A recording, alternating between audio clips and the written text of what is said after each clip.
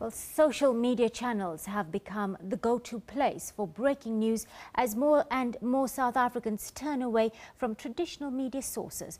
But lately, various media houses have gotten into hot water for publishing unverified information sourced from such platforms. Well, to discuss the impact of social media on the practice of journalism in the country and how it should be aligned to media practitioners' commitment to objectivity and neutrality, we have in studio Mr. Siyabonga Africa. He's the SABC's digital media specialist. Good afternoon, Siyabonga. Always a pleasure to have you on the SABC News Desk. Thank you. Siyabonga, social media really transforming on how we receive and disseminate news and information for that matter. Journalists joining the digital stampede, if you would. Tell us how social media really helps journalists break stories in our newsrooms countrywide right now.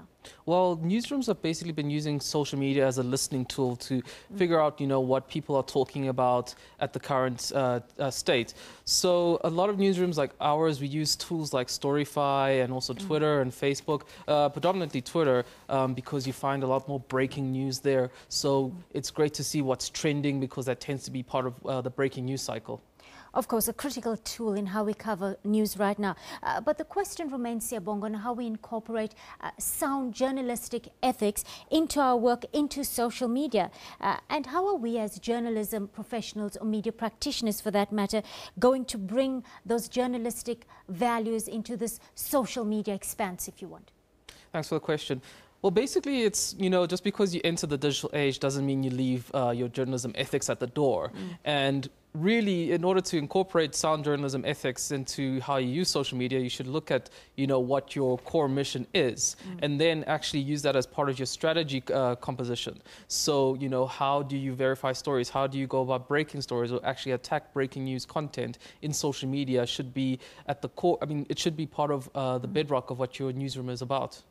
And of course, we don't want this to compromise in any way the accuracy and ethics, the journalistic ethics that are traditional values and principles of journalism.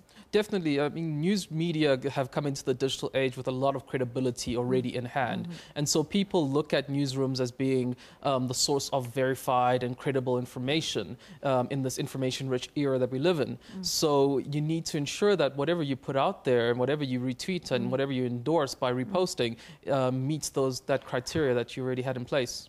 When it comes to this journalistic credibility and the protection thereof, what sort of social media policies or guidelines should we have in place? And if they are they working, and how should we further tweak them? Well, currently the IAB, which is the Interactive Advertising Board, and also the Press Council have guidelines and best practices on how to handle print and online media. So that's the go-to place if you're already starting out and creating your social media strategy or social media guidelines from scratch.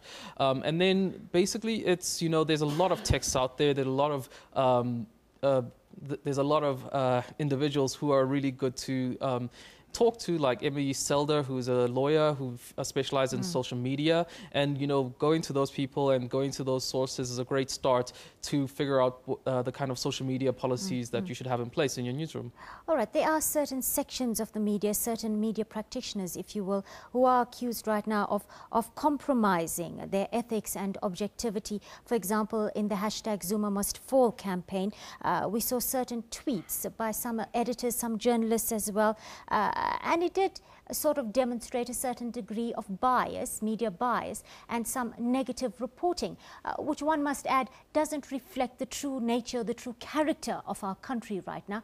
How do we best counter such negative reporting when it comes to online or social media platforms? Well, I mean, you have to also filter out, the negative from the positive. So there's a lot of tools that can help you do that. And the key thing is to, have a good curation strategy. So, looking for people who are, verified, people who are not trolls on the internet, and actually looking to curate their content and, sharing it with your followers. As for, editors and journalists who go about, putting out their individual opinions, what you have to remember is that, you know, as much as a person says that they are journalists and thus they do not endorse or provide commentary on their social media platform, whatever you say is taken as commentary and opinions. So, you know, it's hard to differentiate the two, and you thus have to be extra careful with what you put out on social media. Thank you. That was Mr. Siyabonga Africa, the SABC News digital media specialist, joining us on the News Today desk.